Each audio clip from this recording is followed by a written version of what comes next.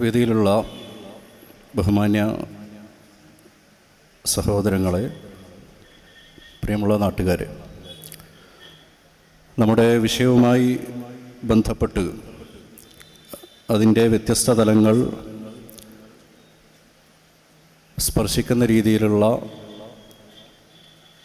എല്ലാവരുടെയും അഭിപ്രായങ്ങളും കാഴ്ചപ്പാടുകളും ഇവിടെ അവതരിപ്പിക്കപ്പെട്ട് കഴിഞ്ഞു.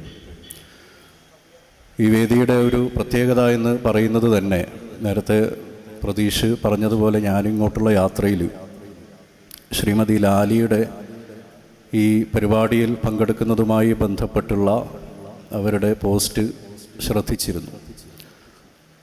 പോസ്റ്റിനിടയിലുള്ള കമൻറ്റുകളും ശ്രദ്ധിച്ചിരുന്നു. അത് ലാലിയെ സംബന്ധിച്ചായാലും എനിക്ക് തോന്നുന്നു ഈ വേദിയിലുള്ള എല്ലാവരെ സംബന്ധിച്ചായാലും അവരുടെ ദൈനംദിന ജീവിതത്തിൻ്റെ ഭാഗമായിട്ട് അവരെടുക്കുന്ന നിലപാടുകളുടെ ഭാഗമായി അത്തരം അധിക്ഷേപങ്ങൾ, സൈബർ ലിഞ്ചിങ് എന്ന് വിളിക്കാവുന്ന രീതിയിലുള്ള ട്രീറ്റ്മെൻറ്റുകൾ സൈബർ ഇടങ്ങളിൽ ദിനേന നേരിട്ട് കൊണ്ടിരിക്കുന്ന ആളുകളാണ് ഈ വേദിയിലുള്ള ഏതാണ്ട് എല്ലാ ആളുകളും തന്നെ. പക്ഷേ ഇവിടെ സൂചിപ്പിച്ചതുപോലെ ഇസ്ലാമോഫോബിയയെ നമുക്ക് മറികടക്കാൻ സാധിക്കുക തീർച്ചയായും നിരന്തരമായ എൻഗേജ്മെൻറ്റുകളിലൂടെ മാത്രമാണ്. വിദ്യാർത്ഥി രാഷ്ട്രീയ മേഖലയിൽ പ്രവർത്തിക്കുന്ന കാലഘട്ടത്തിൽ ഈ കേരളത്തിൽ ഈ ഹാദിയ സംഭവം നടന്നപ്പോൾ തൃശ്ശൂർ നഗരത്തിൽ വെച്ച് ആ വിഷയത്തിലൊരു പരിപാടി സംഘടിക്കുമ്പോൾ അതിൻ്റെ തലക്കെട്ടായിട്ട് ഇസ്ലാമോഫോബിയ എന്നൊരു പദപ്രയോഗം അന്ന് കൊടുത്തപ്പോൾ ഒരുപാട് ആളുകൾ അന്ന് ബന്ധപ്പെടുകയും നിങ്ങളെന്തിനാണ് ഹാദിയ വിഷയത്തെ ഇസ്ലാമോഫോബിയയുമായിട്ട് കണക്ട് ചെയ്യുന്നത് എന്ന് ചോദിക്കുകയും ചെയ്ത ഒരു അനുഭവം ഉണ്ടായിട്ടുണ്ട്. മതനിരപേക്ഷ പക്ഷത്തുള്ള വ്യക്തികൾ, അല്ലെങ്കിൽ അങ്ങനെ വിളിക്കപ്പെടുന്ന വ്യക്തികൾ, അല്ലെങ്കിൽ അങ്ങനെ വിളിക്കപ്പെടുന്ന രാഷ്ട്രീയ വിദ്യാർത്ഥി യുവജന സംഘടനകളൊക്കെ ഒരു കാലത്ത് ഇസ്ലാമോഫോബിയ എന്ന വാക്ക് ഉപയോഗിക്കാത്തവരായിരുന്നു. ഇപ്പോൾ ഉദാഹരണത്തിന് SFI എടുത്താൽ അവർ ഇന്ത്യയിലെ കേന്ദ്ര സർവകലാശാലകളിൽ ഇസ്ലാമോഫോബിയയുമായി ബന്ധപ്പെട്ട പരിപാടികളൊക്കെ നടത്തുമ്പോൾ അവർ അന്ന് ആക്ഷേപിച്ചിരുന്ന ഒരു ആക്ഷേപം എന്ന് പറയുന്നത് ഇസ്ലാമോഫോബിയ എന്ന് പറയുന്നത് ഒരു അക്കാഡമിക് ജാർഗൺ ആണ് എന്നുള്ളതാണ്. ജാർഗൺ എന്ന് പറഞ്ഞാൽ ദുർഗ്രാഹ്യമായ ഒരു സംഗതി എന്ന് പറഞ്ഞാൽ നിങ്ങൾ പറയുന്നത് ഞങ്ങൾക്ക് മനസ്സിലാകുന്നില്ല, എന്താണ് നിങ്ങൾ പറഞ്ഞുകൊണ്ടിരിക്കുന്നത് എന്ന് ചോദിച്ചെടുത്ത് നിന്ന് IIT മദ്രാസിൽ ഫാത്തിമ ലത്തീഫ് ഇൻസ്റ്റിറ്റ്യൂഷണൽ മർഡറിന് വിധേയമായപ്പോൾ അതൊരു ഇസ്ലാമോഫോബിക് ഇൻസിഡൻ്റ് ആണ് എന്ന് പറയുന്നിടത്തേക്ക് ആ സംഘടന പോലും എത്തി എന്ന് പറയുമ്പോഴാണ് നിരന്തരമായ എൻഗേജ്മെൻറ്റുകളിലൂടെ മാത്രമാണ് നമുക്ക് ഇസ്ലാമോഫോബിയ എന്തെന്ന് സമൂഹത്തെ ബോധ്യപ്പെടുത്താനും അതിനെതിരായ പ്രതിരോധങ്ങൾ കെട്ടിപ്പടുക്കുവാനും സാധിക്കുകയുള്ളൂ എന്ന് നമ്മൾ മനസ്സിലാക്കുന്നത്. ഇതിലേറ്റവും പ്രധാനം നേരത്തെ ഇവിടെ സൂചിപ്പിച്ചതുപോലെ ശിഹാബ് സാഹിബ് അദ്ദേഹത്തിൻ്റെ ആമുഖ സംഭാഷണത്തിൽ സൂചിപ്പിക്കുകയുണ്ടായി. എന്താണ് ഇസ്ലാമോഫോബിയ എന്ന് മനസ്സിലാക്കൽ വളരെ പ്രധാനമാണ് എന്നതോടൊപ്പം തന്നെ എന്തല്ല ഇസ്ലാമോഫോബിയ എന്ന് മനസ്സിലാക്കലും വളരെ പ്രധാനമാണ്. എങ്ങനെയാണ് ഇസ്ലാമോഫോബിയക്കെതിരായ പ്രതിരോധങ്ങൾ കെട്ടിപ്പടുക്കേണ്ടത് എന്ന് മനസ്സിലാക്കുന്നത് പോലെ പ്രധാനമാണ് എങ്ങനെയായിരിക്കരുത് ഇസ്ലാമോഫോബിയക്കെതിരായ പ്രതിരോധങ്ങൾ കെട്ടിപ്പടുക്കേണ്ടത് എന്ന് മനസ്സിലാക്കൽ. ഇവിടെ ഇസ്ലാമോഫോബിയ എന്ന് പ്രയോഗിക്കപ്പെടുന്നത് പലതരം പര്യായങ്ങളിലൂടെയാണ്, പര്യായ പദങ്ങളിലൂടെയാണ്. നേരിട്ട് ഇസ്ലാമിനെ അതിന് ഒരുപാട് വർഷങ്ങളുടെ പഴക്കമുണ്ട്. ഈ നരേന്ദ്രമോദി അദ്ദേഹം ഗുജറാത്തിൽ മുഖ്യമന്ത്രിയായിരുന്ന കാലത്ത് 2002 അദ്ദേഹം നടത്തിയ ഗൗരവ് യാത്രയിൽ അദ്ദേഹം നടത്തിയ പ്രഭാഷണങ്ങൾ, ജനങ്ങളെ അഭിസംബോധന ചെയ്തുകൊണ്ട് മോദി നടത്തിയ പ്രഭാഷണങ്ങൾ പരിശോധിച്ച് നോക്കിയാൽ അതിൽ ആവർത്തിച്ച് ഉപയോഗിക്കപ്പെട്ട ഒരുപാട് പദപ്രയോഗങ്ങളുണ്ട്. ഒന്നാമത്തെ പദപ്രയോഗം മിയാൻ മുഷറഫ് എന്ന പദപ്രയോഗമാണ്, പാകിസ്ഥാനിലെ ഭരണാധികാരി. രണ്ടാമത്തെ പദപ്രയോഗം ഹം 5 ഹംകോ 25 എന്ന പദപ്രയോഗമാണ്, ഞങ്ങൾ 5 ഞങ്ങൾക്ക് 25. അപ്പോൾ ഇത് കേൾക്കുന്ന ഒരാൾക്ക് ഒരുപക്ഷെ തെറ്റിദ്ധരിക്കുക ഇത് പാകിസ്ഥാനെക്കുറിച്ചും പാകിസ്ഥാൻ ഭരണാധികാരിയെക്കുറിച്ചും പാകിസ്ഥാനിലെ മുസ്ലിങ്ങളെക്കുറിച്ചും ആണല്ലോ മോദി പറയുന്നത് എന്നായിരിക്കും. പക്ഷേ യഥാർത്ഥത്തിൽ ഇത്തരം പദപ്രയോഗങ്ങളിലൂടെ ആ മനുഷ്യൻ ഉന്നം വെച്ചത് ഗുജറാത്തിലെ മുസ്ലിങ്ങളായിരുന്നു എന്നുള്ളതാണ്. ഇന്ന് പഞ്ചർവാല എന്ന പദപ്രയോഗം, പഞ്ചറൊട്ടിക്കുന്ന മുസ്ലിം യുവാക്കൾ, കോൺഗ്രസ് ഇത് വഖഫ് യഥാവിധി കൈകാര്യം ചെയ്തിരുന്നുവെങ്കിൽ ഇന്ന് മുസ്ലിം യുവാക്കൾക്ക് പഞ്ചറൊട്ടിച്ച് ജീവിക്കേണ്ടി വരില്ലായിരുന്നു എന്ന് മോദി ഒരു പ്രഭാഷണത്തിൽ പറയുന്നുണ്ട്. അതിനെ തുടർന്ന് ഇപ്പം പഞ്ചർവാല എന്ന ഒരു പര്യായ പദം ഇന്ത്യയിലെ മുസ്ലിങ്ങളെ കുറിക്കുവാൻ വേണ്ടി ദേശവ്യാപകമായി റൈറ്റ് വിങ്ങുകൾ ഉപയോഗിച്ചുകൊണ്ടിരിക്കുകയാണ്. ഇങ്ങനെ ഒരുപക്ഷെ ഇവർ ഇപ്പോൾ കേരളത്തിൻ്റെ രാഷ്ട്രീയ ഭൂമികയിൽ വന്നാൽ നേരത്തെ സൂചിപ്പിച്ചതുപോലെ വെള്ളാപ്പള്ളി നടേശൻ മുസ്ലിം ലീഗ് എന്നൊരു പര്യായ പദം ഉപയോഗിക്കുന്നു. ഇടതുപക്ഷത്തിൻ്റെ നേതാക്കൾ നിരന്തരം ഉപയോഗിച്ചു കൊണ്ടിരിക്കുന്ന രണ്ട് പര്യായ പദങ്ങളാണ് ജമാഅത്തെ ഇസ്ലാമി അല്ലെങ്കിൽ SDPI പോലെയുള്ള പര്യായ പദങ്ങൾ. SDPI വിമർശിക്കുന്നതല്ലേ എന്നൊരു മുസ്ലിം ലീഗുകാരനും ജമാഅത്തെ ഇസ്ലാമിയാണല്ലോ വിമർശിക്കുന്നത് എന്ന് ഒരു SDPIക്കാരനും SDPIക്കാരനെയും ജമാഅത്തെ ഇസ്ലാമിയെയും മുസ്ലിം ലീഗിനെയുമാണല്ലോ വിമർശിക്കുന്നത് എന്ന് ഏതെങ്കിലും ഒരു INLകാരനും PDPക്കാരനുമൊക്കെ വിചാരിക്കുക എന്നത് രാഷ്ട്രീയമായ വിഡ്ഢിത്തമാണ്. യഥാർത്ഥത്തിൽ ഇത്തരം എല്ലാ പദപ്രയോഗങ്ങളിലൂടെയും ഉന്നം വെക്കപ്പെടുന്നത് ആരാണ് എന്ന് ചോദിച്ചാൽ, എന്താണ് എന്ന് ചോദിച്ചാൽ അത് മുസ്ലിം ജനവിഭാഗമാണ് എന്നും ഇസ്ലാമോഫോബിയയുടെ രാഷ്ട്രീയമായ പ്രത്യക്ഷവൽക്കരണമാണ് ഇത്തരത്തിലുള്ള നിരവധിയായ പദപ്രയോഗങ്ങളിലൂടെ രാജ്യത്ത് നടന്നുകൊണ്ടിരിക്കുന്നത് എന്നും തീർച്ചയായും മനസ്സിലാക്കപ്പെടണം. അതുകൊണ്ട് ഇസ്ലാമോഫോബിയ വിരുദ്ധ നിയമനിർമ്മാണത്തെക്കുറിച്ച് ഇവിടെ സൂചിപ്പിക്കേണ്ടായി. അത് നടക്കണമെങ്കിൽ ആദ്യം ഇസ്ലാമോഫോബിയ എന്താണ്, ഇന്ത്യയിൽ ഇസ്ലാമോഫോബിയ എന്താണ് എന്ന് നിർവചിക്കപ്പെടേണ്ടതുണ്ട്. അത്തരം നിർവചനത്തിന് വേണ്ടിയുള്ള അക്കാദമികമായ പരിശ്രമങ്ങൾ അന്താരാഷ്ട്ര തലത്തിൽ നടന്നിട്ടുമുണ്ട്. പൊതുവെ എല്ലാവരും വ്യാപകമായി ഉപയോഗിക്കപ്പെട്ടുകൊണ്ടിരിക്കുന്ന ഒരു നിർവചനമാണ് Islamophobia is A kind of racism that targets expressions of Muslimness and perceived Muslimness എന്ന് പറയുന്നു. മുസ്ലിമത്വത്തെയും മുസ്ലിമിൻ്റെ അടയാളങ്ങളെയും മുസ്ലിമിൻ്റെ അടയാളങ്ങളായി നിങ്ങൾ ധരിച്ചു വച്ചിരിക്കുന്ന കാര്യങ്ങളെയും ഉന്നം വെക്കുന്ന ഒരു വംശീയതയാണ് യഥാർത്ഥത്തിൽ ഇസ്ലാമോഫോബിയ എന്നുള്ളത്. അതുകൊണ്ട് ബിരിയാണിയെ വെച്ച് ഇസ്ലാമോഫോബിയ നിർമ്മിക്കപ്പെടുകയാണ്, അത്തറിനെ വെച്ച് ഇസ്ലാമോഫോബിയ നിർമ്മിക്കപ്പെടുകയാണ്. അത്യുത്തര കേരളത്തിൽ ഒരു മതസ്ഥാപനത്തിൽ ബിരിയാണി വെക്കുമ്പോൾ, എന്തോ ഒരു വലിയ സംഗതി വെക്കുമ്പോൾ ഒരു ഉസ്താദ് പോയിട്ട് മന്ത്രി ചൂതുന്ന വീഡിയോ പുറത്തു വരുന്നു.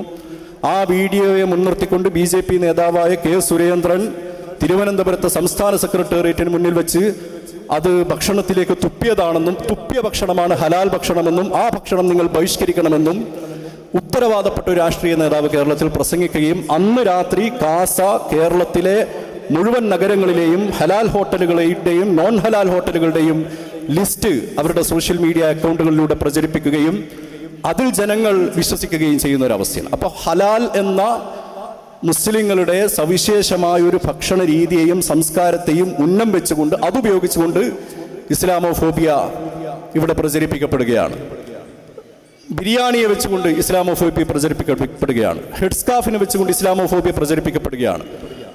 മുസ്ലിം പുരുഷന്മാരുടെ താടിയെ വെച്ചുകൊണ്ട് ഇസ്ലാമോഫോബിയ പ്രചരിപ്പിക്കപ്പെട്ടുകൊണ്ടേയിരിക്കുകയാണ്. അപ്പം മുസ്ലിംനെസ്സിനെയും മുസ്ലിംനെസ് എന്ന് വിചാരിക്കപ്പെടുന്ന അടയാളങ്ങളെയും, നേരത്തെ ഇവിടെ രാംനാരായൺ ഭാഗേലിനെ കുറിച്ച് പറഞ്ഞു. അദ്ദേഹം ബംഗ്ലാദേശി എന്ന് പറയുന്നത് മറ്റൊരു പര്യായ പദമായി ഇന്ത്യയിൽ മാറിക്കഴിഞ്ഞു. ബംഗ്ലാദേശി എന്ന് പറഞ്ഞാൽ ബംഗ്ലാദേശിൽ നിന്നവരാണ് എന്നല്ല ഇന്ത്യയിലെ ഇപ്പോഴത്തെ അർത്ഥം എന്ന് പറയുന്നത്. ബംഗ്ലാദേശി എന്ന് പറഞ്ഞാൽ അതിൻ്റെ നേർക്കുനേരായ അർത്ഥം ഇന്ന് ഇന്ത്യയിൽ മുസ്ലിം എന്നുള്ളതാണ്. അത് നേർക്കുനേരെ പറയുന്നതിന് പകരം ബംഗ്ലാദേശി എന്ന ഒരു പര്യായ പദം ഇന്ത്യയിൽ ഉപയോഗിക്കുന്നു എന്നേ ഉള്ളൂ. അപ്പോൾ ഇത്തരത്തിൽ ഉള്ള മുസ്ലിം അടയാളങ്ങളെ വെച്ചുകൊണ്ടുള്ള ഇസ്ലാമോഫോബിയ. മറുഭാഗത്ത് രാഷ്ട്രീയ രംഗത്ത് ഇസ്ലാമോഫോബിയയെ സവിശേഷമായി നമ്മൾ അഭിമുഖീകരിക്കേണ്ടതുണ്ട്. മുസ്ലിങ്ങളുടെ സ്വയം രാഷ്ട്രീയ സംഘാടനത്തെ നിഷേധിക്കുക എന്ന കേരളത്തിലും ഇന്ത്യയിലും കാലങ്ങളായി നിലനിൽക്കുന്ന അതിന് സംഘപരിവാർ ഭരണത്തിലേറിയതിനു ശേഷം അതിന് തീവ്രത വന്നിട്ടുണ്ട് എന്നുള്ളത് ശരിയാണ്. പക്ഷേ സംഘപരിവാർ അധികാരത്തിൽ വരുന്നതിന് മുമ്പും കേരളത്തിൽ ഇപ്പോൾ സംഘപരിവാറിന് ഒരു MLA പോലുമില്ല. പക്ഷേ കേരളത്തിൽ നിന്നാണ് യഥാർത്ഥത്തിൽ ലവ് ജിഹാദ് എന്ന ഇസ്ലാമോഫോബിക് ക്യാമ്പയിൻ ആരംഭിക്കുന്നത്. 2009 മനോരമ ദിനപത്രമാണ് പൊട്ടിക്കാൻ ലവ് ബോംബ്, ഇരയാകാൻ അവൾ എവിടെയും എന്നൊക്കെയുള്ള തലക്കെട്ടുകളിൽ നിരന്തരമായ ലവ് ജിഹാദ് ക്യാമ്പയിൻ കേരളത്തിൽ തുടക്കം കുറിച്ചു. പിന്നീട് അത് മറ്റൊരു പത്രം ഏറ്റെടുത്തു, അത് ചില സംഘടനകൾ ഏറ്റെടുത്തു. 2011 കേരള പോലീസ് റിപ്പോർട്ട് നൽകി ഈ ലവ് ജിഹാദ് എന്നൊരു സംഗതിയേ ഇല്ല എന്ന് പറഞ്ഞു. പക്ഷേ ഇന്ന് നിങ്ങളെടുത്ത് പരിശോധിച്ച് നോക്കിയാൽ ഇന്ത്യയിൽ 6 സംസ്ഥാനങ്ങളിൽ, ഉത്തർപ്രദേശിലുണ്ട്, മധ്യപ്രദേശിലുണ്ട്, ഹരിയാനയിലുണ്ട്, ഗുജറാത്തിലുണ്ട്, ഉത്തരാഖണ്ഡിലുണ്ട്, എനിക്ക് തോന്നുന്നു കർണാടകയിലുമുണ്ട് ആൻറ്റി ലവ് ജിഹാദ് ലോ നിയമസഭ പാസ്സാക്കപ്പെട്ട 6 സംസ്ഥാനങ്ങൾ ഇന്ന് ഇന്ത്യയിലുണ്ട്. അതിൻ്റെ ഫലമായി ധാരാളം മുസ്ലിം യുവാക്കൾ ഇപ്പോഴും ജയിലുകളിൽ കഴിഞ്ഞുകൊണ്ടിരിക്കുകയാണ്. അപ്പോൾ അത് ഒറിജിനേറ്റ് ചെയ്യപ്പെട്ടത് എവിടെ നിന്നാണ് എന്ന് ചോദിച്ചാൽ BJPക്ക് നിയമസഭാ പ്രാതിനിധ്യമില്ലാത്ത നമ്മുടെ രാഷ്ട്രീയ പ്രബുദ്ധതയുണ്ട് എന്ന് അവകാശപ്പെടുന്ന കേരളത്തിൽ നിന്നാണ് യഥാർത്ഥത്തിൽ ആ ഇസ്ലാമോഫോബിക് ക്യാമ്പയിൻ പൊട്ടിപ്പുറപ്പെട്ടത്. 2014 ശേഷം അതിന് ശക്തിയും വീര്യവും അതിൻ്റെ ഡയമെൻഷനും വർദ്ധിച്ചു എന്നുള്ളത് ശരിയായിരിക്കെ തന്നെ സംഘപരിവാറും സംഘപരിവാർ അല്ലാത്തവരും ഈ രാഷ്ട്രീയ രംഗത്തെ ഇസ്ലാമോഫോബിയ നിങ്ങളെടുത്ത് പരിശോധിച്ചു നോക്കിയാൽ മുസ്ലിങ്ങളുടെ സ്വയം രാഷ്ട്രീയ സംഘാടനം നിഷേധിക്കുന്നിടത്ത് ഞാനൊരു 3 പാർട്ടികളെ കുറിച്ച് ആലോചിക്കുകയാണ്. ഒന്നാമത്തെ പാർട്ടി BDJS എന്ന പാർട്ടിയാണ്. അത് SNDPയുടെ രാഷ്ട്രീയ പാർട്ടിയാണല്ലോ. അവർ നാളെ NDAയിൽ നിന്ന് പുറത്തു വന്നാൽ ഒരു സംശയവും വേണ്ട, കേരളത്തിലെ LDF ആയാലും UDF ആയാലും ആ പാർട്ടിയെ ഘടകകക്ഷിയായി സ്വീകരിക്കാൻ സന്നദ്ധമാകും. അങ്ങനെ സന്നദ്ധമാകുന്നത് എന്തെങ്കിലും പിഴവാണെന്നോ തെറ്റാണോ എന്നോ അല്ല ഞാൻ പറയുന്നത്. അങ്ങനെ സ്വീകരിക്കാൻ സന്നദ്ധമാകണമെന്ന് തന്നെയാണ് എൻ്റെ അഭിപ്രായം. കേരളത്തിലെ JRP എന്ന CK ജാനുവിൻ്റെ പാർട്ടി, ജനാധിപത്യ രാഷ്ട്രീയ പാർട്ടി, ആ പാർട്ടി ദീർഘകാലം NDAയുടെ കൂടെയായിരുന്നു. അവർ പുറത്തു വന്നു ഇപ്പോൾ UDFൻ്റെ അസോസിയേറ്റ് അംഗമാണ്. അത് സ്വാഗതം ചെയ്യപ്പെടേണ്ട ഒരു സംഗതി തന്നെയാണ്. NDAയിൽ നിന്ന് പുറത്തു വന്ന ഒരു ഘടകകക്ഷിയെ തങ്ങളുടെ അസോസിയേറ്റ് അംഗമായിട്ട് ഒരു മുന്നണി, മതേതര മുന്നണി അംഗീകരിക്കുന്നു എന്ന് പറയുന്നത്, പ്രത്യേകിച്ച് ആദിവാസി സഹോദരങ്ങൾ ധാരാളമായി പ്രവർത്തിക്കുന്ന ഒരു പാർട്ടി. BDJS എന്ന് പറയുമ്പോൾ അതിൽ ഈഴവ സമുദായങ്ങൾ പ്രവർത്തിക്കുന്നൊരു പാർട്ടി.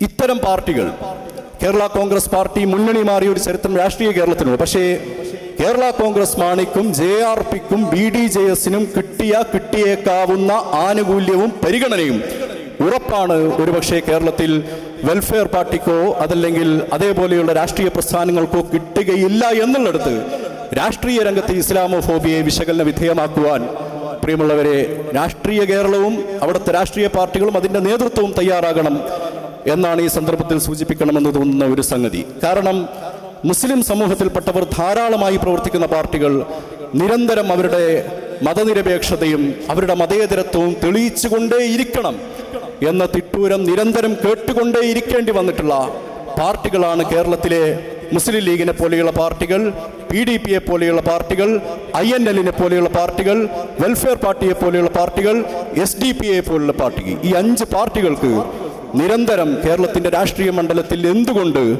അവരുടെ മതനിരപേക്ഷത നിരന്തരം തെളിയിക്കേണ്ടി വന്നുകൊണ്ടിരിക്കുന്നു എന്ന് ചോദിച്ചാൽ, രാഷ്ട്രീയ സംഘാടനം, മുസ്ലിം സമൂഹങ്ങൾ ധാരാളമായി പ്രവർത്തിക്കുന്ന പാർട്ടികളിലെ അവരുടെ സ്വയം രാഷ്ട്രീയ സംഘാടനത്തെ നിഷേധിക്കുന്ന ഇസ്ലാമോഫോബിയയാണ് യഥാർത്ഥത്തിൽ അവിടെ വർക്കൗട്ട് ചെയ്യുന്നത് എന്ന് പൊതുസമൂഹം, രാഷ്ട്രീയ കേരളം തിരിച്ചറിയുകയും അതിനെ മറികടക്കുവാനുള്ള സ്റ്റെപ്പുകൾ തീർച്ചയായും നമ്മുടെ ഭാഗത്തു നിന്ന് ഉണ്ടായിരിക്കുകയും വേണം എന്നുള്ളതാണ്. അതുകൊണ്ട് ഇതിനെതിരായ പ്രതിരോധം, സർവ്വതലസ്പർശിയായ പ്രതിരോധം, നിയമനിർമ്മാണത്തെക്കുറിച്ച് ഇവിടെ സൂചിപ്പിച്ചു. അതേപോലെ തന്നെ കൂട്ടായ ഒറ്റക്കെട്ടായ അതൊരു കേരളത്തിൻ്റെ നവോത്ഥാനത്തിൻ്റെ തുടർച്ചയായിട്ട് തന്നെ ഇസ്ലാമോഫോബിയക്കെതിരായിട്ടുള്ള സാമൂഹിക മുന്നേറ്റങ്ങൾ മാറേണ്ട ഒരു അനിവാര്യ സാഹചര്യത്തിലാണ് നമ്മൾ തീർച്ചയായും ഉള്ളത്. കേരളത്തിൻ്റെ നവോത്ഥാനത്തിൻ്റെ ചരിത്രം നമുക്കറിയാം. അയ്യങ്കാളി വില്ലുവണ്ടി പായിക്കുന്ന സമയത്ത് സമൂഹത്തിന് പലർക്കും അത് ബോധ്യപ്പെട്ടിരുന്നില്ല, ഇയാൾ എന്താണ് ഈ ചെയ്യുന്നത് എന്നുള്ളത്. സഹോദരൻ അയ്യപ്പൻ്റെ പന്തി ഭോജനം നടത്തിയതിൽ പിന്നെയാണ് അദ്ദേഹത്തെ ആക്ഷേപിച്ചുകൊണ്ട് പുലയനയ്യപ്പൻ എന്ന ആളുകൾ തെറി വിളിച്ചത്. നേരത്തെ ഇവിടെ തെറിവാക്ക് കേൾക്കേണ്ടി വന്ന അനുഭവങ്ങളെക്കുറിച്ച് സൂചിപ്പിക്കുകയുണ്ടായി. പക്ഷെ ഇതിനെയൊക്കെ മറികടന്നുകൊണ്ട്, സാമൂഹികമായ പൊതുബോധത്തെ മറികടന്നുകൊണ്ട്, അത്തരം വിലക്കുകളെ മറികടന്നുകൊണ്ട്, പൊതുബോധത്തെ വെല്ലുവിളിച്ചുകൊണ്ടാണ് ജാതി വിവേചനത്തിനെതിരായ ഒരു നവോത്ഥാന മുന്നേറ്റം കേരളത്തിൽ സംഭവിച്ചതെങ്കിൽ അതിൻ്റെ തുടർച്ചയായിട്ട്, ഈ നവോത്ഥാനത്തിൻ്റെ സമകാലികമായ തുടർച്ചയായിട്ട് ഇന്ത്യയിൽ, കേരളത്തിൽ ഇസ്ലാമോഫോബിയക്കെതിരായ കനത്ത വമ്പിച്ച സാമൂഹിക മുന്നേറ്റം നടപ്പിലാക്കപ്പെടേണ്ട, അത് നടത്തേണ്ട ഒരു ചരിത്രഘട്ടത്തിലാണ് നമ്മൾ ഉള്ളത് എന്നും അതിനായുള്ള കൂട്ടായ പരിശ്രമങ്ങൾ നമുക്കെല്ലാവർക്കും ഒരുമിച്ച് നിർവഹിക്കാമെന്നും ഇത്തരത്തിലുള്ള പരിപാടികൾ അതിന് സഹായകരമാകട്ടെ എന്നും ആശംസിച്ചുകൊണ്ടും ഞാൻ എൻ്റെ വാക്കുകൾ ഉപസംഹരിക്കുകയാണ്. നിങ്ങൾക്ക് നന്ദി. അസ്സലാമു അലൈക്കും.